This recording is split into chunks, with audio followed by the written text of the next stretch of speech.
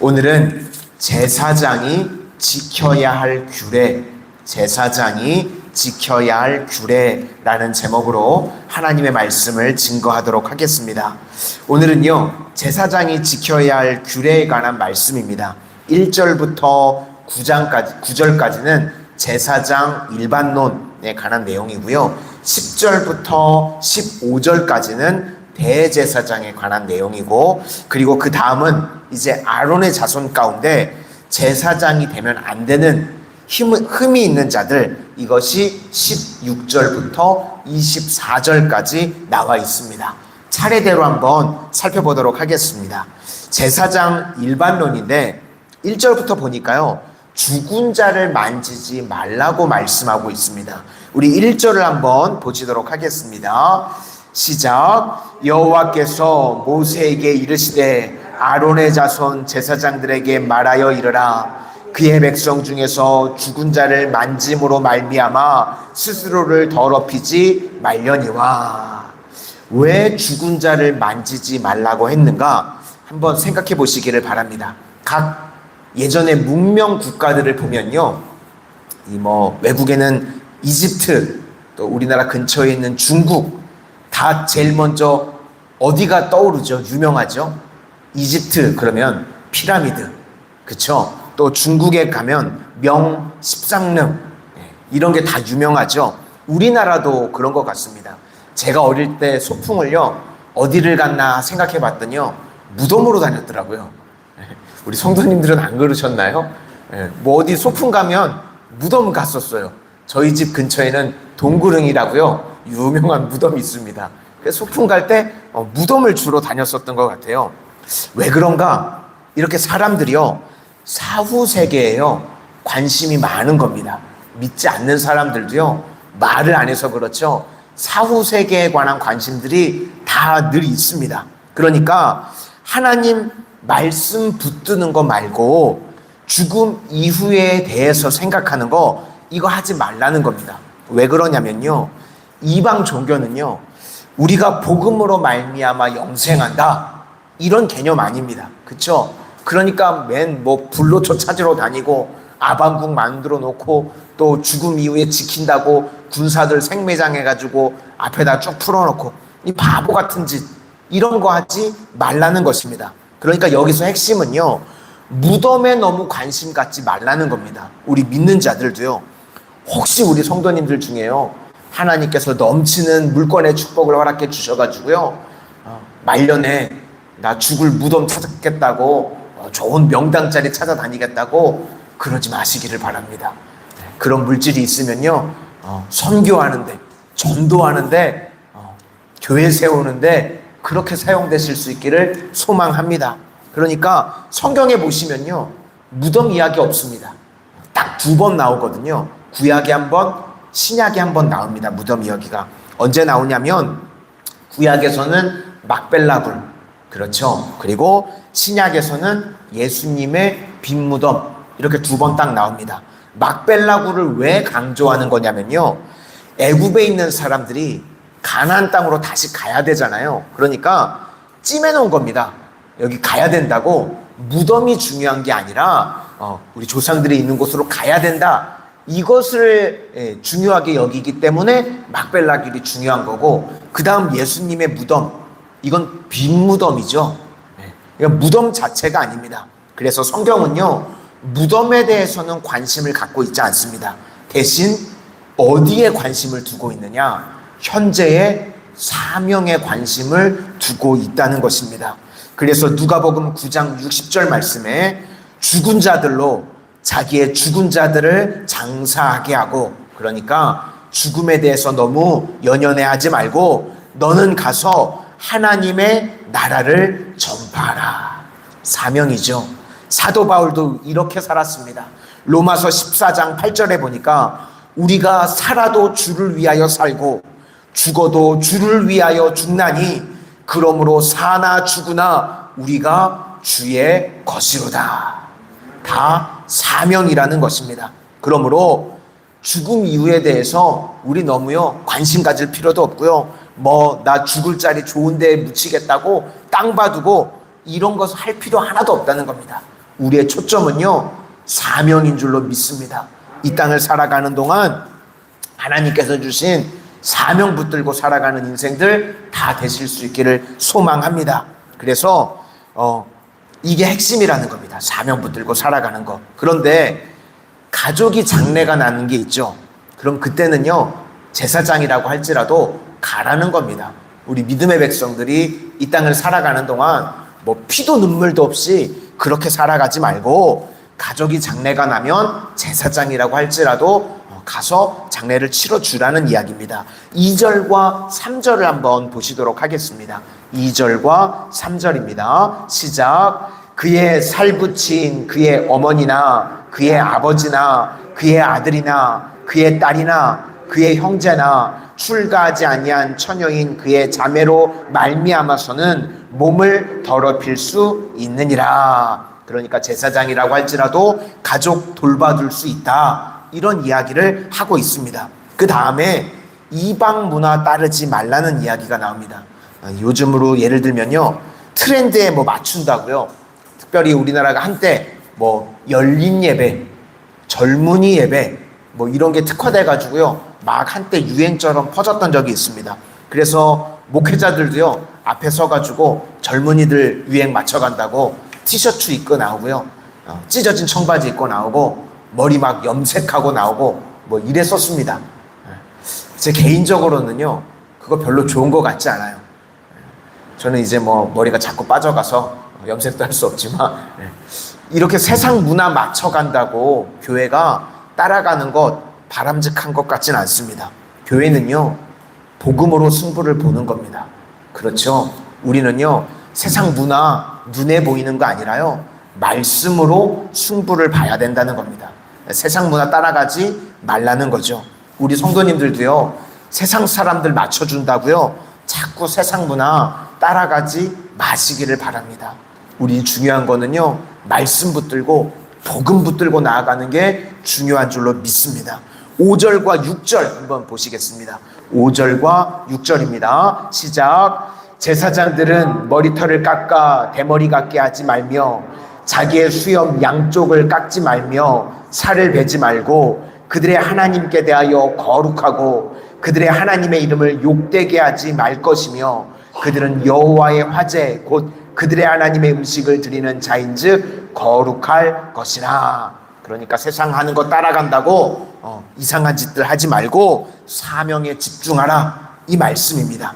7절도 우리 한번 보시겠습니다. 7절입니다. 시작. 그들은 부정한 창녀나 이혼당한 여인을 취하지 말지니 이는 그가 여호와 하나님께 거룩함이니라. 결혼에 관한 이야기도 말씀하시는데요, 부정한 창녀와 결혼하지 말라, 이런 이야기가 나오는데 왜 그러냐, 특별히 이게 대상이라기보다는요, 이게 왜 그러냐 하는 것입니다. 왜 이런 여자들을 찾아갈까요? 예쁘니까 그러겠죠. 그러니까 욕망과 취향 따라서 결혼하지 말라는 겁니다. 결혼도요, 내 욕망의 충족이 아니라 우리 믿음의 백성들은요, 사명으로 살아야 된다는 겁니다. 세상 뭐 이쁜 사람들 쫓아가는 게 아니라 같이 믿음 안에서 살아갈 수 있는, 기도하고 예배하고 내가 신앙이 떨어졌을 때 나를 끌어줄 수 있는 그런 믿음의 사람들과 결혼해야 된다, 그 말씀을 하고 있는 겁니다. 이제 그 다음은요, 대제사장에 관한, 제사장보다 한 단계 더 위에 있는 대제사장에 관한 이야기인데, 특별히 대제사장은요, 가족들 장례에도 가지 말라고 말씀하고 있습니다. 왜 그럴까요?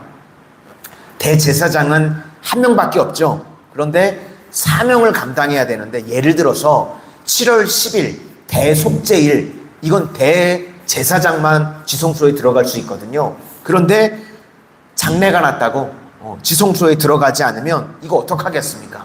그러니까 항상 우리는 사명이 우선이라는 것입니다. 10절부터 12절까지를 보시겠습니다. 10절부터 12절입니다. 시작. 자기의 형제 중 관유로 부음을 받고 위임되어 그 예복을 입은 대제사장은 그의 머리를 풀지 말며 그의 옷을 찢지 말며 어떤 시체에서든지 가까이 하지 말지니 그의 부모로 말미암아서도 더러워지게 하지 말며 그 성소에서 나오지 말며 그의 하나님의 성소를 속되게 하지 말라. 이는 하나님께서 성별하신 관유가 그 위에 있음이니라. 나는 여호와이니라. 그러니까 대제사장은 가족 문제로 연연해서도 사명 저버리면 안 된다, 이 말씀을 하고 있습니다. 마지막 세 번째는요, 제사장이 돼서는 안 될 사람들에 대해서 기록을 합니다. 원래 아론의 제사장은요, 아론의 후손은 다 이제 제사장이 돼야 되는데 흠 있는 사람들은 제외해라, 열외해라, 이 말씀입니다. 그래서 우리가 하나님 앞에 드릴 때는요, 가장 좋은 것을 드려야 된다는 겁니다. 우리가 주님 앞에 나올 때, 주님께 드릴 때 내 마음 중심에 가장 좋은 것 드리라. 21절 한번 보시도록 하겠습니다. 21절입니다. 시작. 제사장 아론의 자손 중에 흠이 있는 자는 나와 여호와께 화제를 드리지 못할지니 그는 흠이 있은즉 나와 그의 하나님께 음식을 드리지 못하느니라. 있는 사람만 해당되는 것이 아니라 우리가 아무리 없어도요, 없는 가운데서도 나의 최고를, 나의 베스트를 하나님께 드리는 겁니다. 신앙생활이요, 나의 첫 번째 되는 것, 나의 귀한 것, 가장 귀한 것 주님 앞에 드리는 겁니다. 먹다 남은 거 찌꺼기 안 되고요, 최고의 것을 주님께 드리는 것이 신앙생활이라는 것입니다. 시인 중에요, 구상시인이라고 유명한 시인이 있었습니다. 아시죠? 구상시인. 그리고 그의 친구, 가장 절친이요, 화가였던 이중섭, 황소 그림, 너무나 유명하죠. 이 구상시인과 이 이중섭 시인이요, 아주 유명한 사람들인데 둘이 가난할 때부터 절친이었답니다. 정말 아주 친한 친구였는데 이 구상시인이 젊은 나이에 폐병이 걸려가지고요, 폐를 절단하는 일이 있었다고 합니다. 그러니까 폐가 이제 절단해야 된다 그러니까 몸만 연약해진 게 아니라 마음까지도 연약해지잖아요. 마음도 무너지고 그러는데 그냥 뭐 잘 친하지 않은 사람들은 병원에 입원했다고 그러니까요, 다 뭐 병문안을 왔다 가는데 자기가 생각하는 가장 절친이 이중섭인데 안 오는 거예요. 기다리고 있는데 다른 사람들은 다 병문안 왔다 가는데 내 제일 친한 절친이 이중섭인데 기다려도 안 오는 거예요. 그러니까 섭섭한 마음이 들겠죠. 야, 이거 왜 안 오지? 얘 왜 안 오지? 근데 한참 기다리는데 왔답니다. 그러니까요, 이 구상시인이 버럭 화를 냈대요. 야, 너가 그래도 제일 내 친한 절친인데 너 왜 이제 왔냐? 내가 그렇게 기다렸는데 너 어디 갔다가 이렇게 늦게 왔냐? 너 뭐 할 거 다 하고 잠깐 왔다 가는 거냐? 그러니까 가장 친하니까요, 화도 내고 섭섭한 마음도 들고 그러니까 막 그렇게 나무랬답니다. 그랬더니 이 이중섭 화가가요, 그러더래요. 내가 너가 병원에 입원했다고 하니까 빈손으로 올 수가 없어가지고 내 준비하느라고 늦었다, 그렇게 이야기를 하더래요. 뭘 준비했냐 알아봤더니 당시에 이제 폐병에 좋은 게 천도복숭아다, 그 이야기를 들은 거예요. 근데 둘이 너무 가난하잖아요. 천도복숭아를 살 돈이 없는 거예요. 그래가지고 이 이중섭이 화가잖아요. 천도복숭아를 그려가지고 왔대요. 친구를 주고는 싶은데 천도복숭아 하나 먹이고는 싶은데 돈이 없는 거예요. 그래가지고 내가 너 천도복숭아 주고 싶은데 이거 그려가지고 오느라고 늦었다고, 친구야 미안하다고, 대신 내가 그린 이 천도복숭아 보라고. 이 천도복숭아 그림이요, 엄청 유명해졌습니다. 이중섭의 천도복숭아. 이 구상씨가요, 2004년에 이제 돌아가셨는데요, 서재에서 죽을 때까지 그 천도복숭아를 바라보셨대요. 근데 그 그림이 지금 이제 얼마가 됐냐면요, 45억이 됐답니다. 천도복숭아 그림 하나가요 45억이 됐대요. 혹시 우리 교회에 화가가 계시면 성도님들, 저도요 천도복숭아 하나 먹고 싶습니다. 천도복숭아 하나 먹으면 소원이 없겠는데 그림 하나가 45억이 됐대요. 이 이야기를 들으면서 제가 뭘 느꼈냐면요. 마음에 최선을 다하니까요. 엄청난 게 나오는구나. 이런 생각이 들었습니다. 내 가장 친한 친구 천도복숭아 하나 먹이고 싶어가지고 그걸 그리니까요. 엄청난 작품이 하나 나오게 되는 겁니다. 우리 삶에요. 그냥 눈에 보이는 환산된 돈으로 그게 아니고요. 내 마음에 정말 베스트를요. 주님께 드릴 수 있기를 바랍니다. 그러면요. 주님께서 그걸요. 가장 기쁘시게 받아주실 줄로 믿습니다. 그런 인생. 오늘 주님께서 그리고 이제 제사장들이 되면 안 될 사람들, 뭐 팔다리 부러진 사람들, 뭐 여러 가지 되면 안 되는 것들 얘기하죠. 이걸 왜 이렇게 얘기를 하시냐면 사실 이거는요. 하나님에 대한 사랑이고 배려입니다. 하면 안 된다. 그게 아니라 아픈 사람들, 다친 사람들 할 수가 없는 거잖아요. 그래서 하나님께서 그들을 사랑하시기 때문에 배려하셔서 하면 안 된다고 말씀해 주시는 내용입니다. 오늘 우리 마산성원의 귀한 성도님들 가장 첫 시간, 귀한 시간을 주님 앞에 이렇게 드린 줄로 믿습니다. 우리 평생에요. 내 삶의 가장 귀한 것 이중섭 화가와 같이 천도복숭아 하나와 같이 주님 앞에 드릴 수 있기를 바랍니다. 그것을 통해서 주님께서 영광 받아주실 뿐만 아니라 우리 삶에 더 좋은 것들로 하나님께서 채워주시고 복내려 주실 줄로 믿습니다. 기도하겠습니다. 은혜의 주님, 오늘 제사장의 규례에 관한 말씀을 가지고 저희들 짧은 시간 말씀을 나누었습니다. 특별히 저희들의 삶의 최고를 주님께 드리기를 원합니다.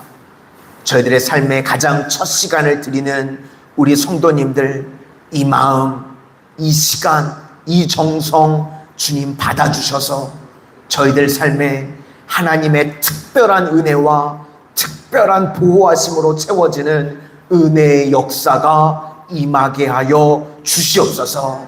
가장 첫 시간, 귀한 시간 주님 앞에 기도함으로 나아가오니 주님께서 저희들의 심령의 기도를 들으시고 하나님의 때에 하나님의 가장 좋은 것으로 채우시고 응답하여 주시옵소서. 예수님 이름으로 기도드립니다. 아멘.